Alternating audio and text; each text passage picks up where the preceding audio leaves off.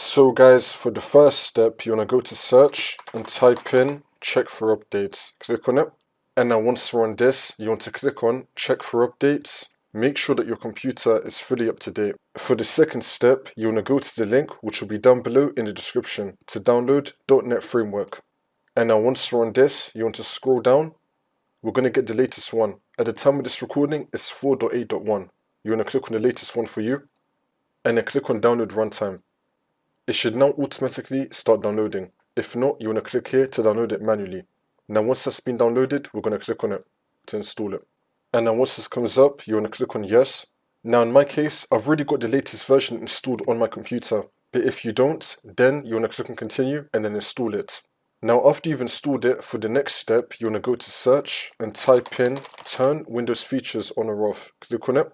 Now once you're on this, make sure that you have .NET Framework enabled. You want to tick this and then click on OK. Now once that's been enabled, for the last step, you want to restart your computer. And this should now fix your problem.